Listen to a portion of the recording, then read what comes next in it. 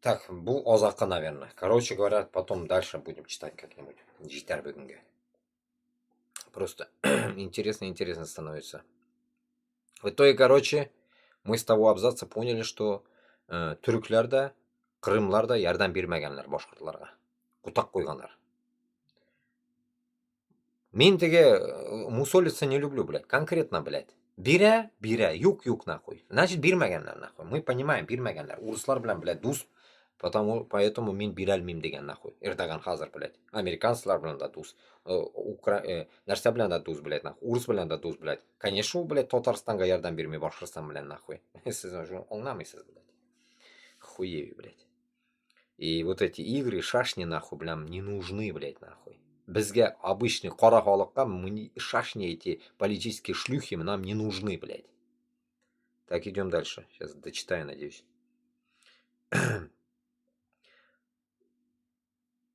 Короче говоря, как мы поняли, с заднего момента давайте прочитаем. Так. 1704 мы читали, да, вот как раз, блядь. 1704. Запоминайте вот в эти времена. Ярдам бирмәгәннәр, нахуй.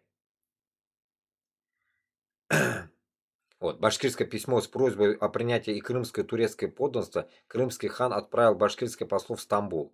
И приехал он Мурат в Царьград, и посыльник хана в Царьграде объявил о нем визирю Махмету. Через неделю визирь принял Мурада, но высказал в том же духе, что и крымский хан, что принять на выручку войска послать для приема башкирцев невозможно для того, что у султана турецкого, у крымского хана с царем московским учинен мир. Учинен мир, блядь. Ой, амада. Кутилерге скаман, нахуй. Тургинге кутагам, блядь.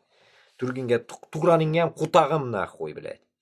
Поэтому визирь предложил Мураду и башкирам самим переселиться в Крым, и тогда султан Дейхану Крымского принять их велит и место даст. Выдав Мурата жалование 320 левков, визирь приказал посадить послов за крепкий караул. Нихуя не понял. Поэтому визирь предложил Мураду и башкирам самим переселиться в Крым. О, блядь, бросить то место и переселиться. Башкортостана ташлагыз деген. Нихуя себе. Вот синя нахуй, блядь, совет опайны амедагилер. И тогда султан Дейхану Крымскому принять их велит и место даст. Выдав Мураду жалование 320 левков, визирь приказал посадить послов за крепкий караул. Я хуею. Дальнейшие события походили на приключенческий роман, и он, где Амурат из-за караула написал своей рукою к самому султану турецкому челобитную, зачем он прислан и что его визирь отправил, не объявя ему, и тою челобитную послал из-за караулу башкирца своего, велел купя платье турецкое, то есть челобитную подать самому султану, и тот, где башкирец тут его челобитную самому султану и на пути подал. То есть переодетый башкир сумел вручить челобитную султану во время ее выхода в город. Лишь после этого послы Урала сумели пробиться на аудиенцию к султану. Ахмед III, оказывается, это Ахмед, блядь, исем нәрсә, блядь, Махмед, блядь. Махмудтыр бит инде, Махмед, блядь. Ташшак, блядь. Ахмед III в 1703-1730 выслушав их, принял очень противоречивое решение. Он велел крымскому хану принять башкир в свое подданство и дать им войско, но при условии, что они не будут чинить разорения, какого и людям обид не будет, потому что где турецкий султан с царем русским учинил крепкий мир. Көрдіңіз, блядь, нахуй. Шунда уже соткан, блядь. Шунда соткан ташак түріклерге. Hazır bizni Turan'a kiramiz. Кутағым, мына. Кутағым, блядь. Кереген, нахуй. Кутағымны суырсындар, блядь. Туркинге, нахуй, блядь. Не зря, блядь, Туркинге, блядь. Туркинге қараған дегені, ашы Туркинге қараған дегені екен де өзбекше, блядь. Аңлашылды енді ол сөз, блядь. Туркинге, аптинге қараған дегені Туркинге қара, блядь. Туркинге қара. Турк. Ашы Туркинге қара да. Понимаете, если так понимать его. Пиздец, нахуй. Уёбки, нахуй, турки ебаные. С узкими они там принюхались по ним, блядь. Гашиша, блядь. После этого он дал Мурада халат, 2000 левков и отправил обратно в Крым. Короче говоря, нахуй послал. Интересно, что русский посол в Османской империи это, блядь, Толстой сразу же заметил появление башкирских представителей. Рассказывая о событиях 1706 года, историк Соловьев писал: Толстой дал знать, что приехал от крымского хана Мурза Алей, посыльщик ханов. С ним хан писал к порте, что татары, читай башкиры, живущие в русских областях, прислали к хану одного султанского сына и трех черных татар, и писал, что хотят из царского подданства выйти все и переселиться в Крым, потому что России обижают их, их в вере берут с них много денег, и свадеб своих не могут они отправлять без русских попов, чтоб крымский хан прислал к ним на помощь войска, и они с женами и детьми выйти из российского государства в Крым могут. Хан просил у порты позволения дать требуемую помощь. Визирь созвал совет, на котором муфтий говорил, что по их закону надобно принять татар. Это полный ебанизм, блядь. Видите как? Крым хонлығына кіріге дегендер башқұртларға, блядь. Тошлап ол жерлерін нахуй. Охуеть, да? А болмаса сенен тошлап кет, енеңні сігем, тошлап кет өзің Турцияны нахуй. Қана тошлап кетіп бір қоя көшіп кетші, Африкаға куда-нибудь. Посмотрим нахуй. Советы давали они, блядь. Усманские ташаги нахуй, блядь.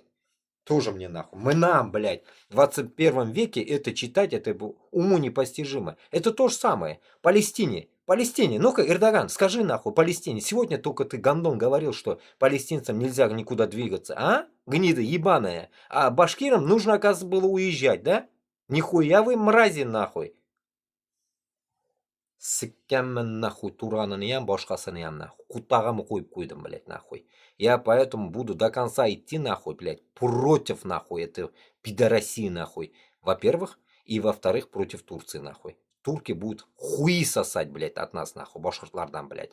Татарстан также будет нахуй. Также, блядь, нахуй. Кашапова нахуй, нехуй слушать, блядь. Уёбка, блядь. Абсурдность решения султана Ахмета III была очевидной. Как можно было послать крымское войско в Башкирию, не нарушив при этом мира с русским царем? Понимаете, как смысл, а? Ебанизм, блядь. Тупой. Тупой. По идее они тупые. Поэтому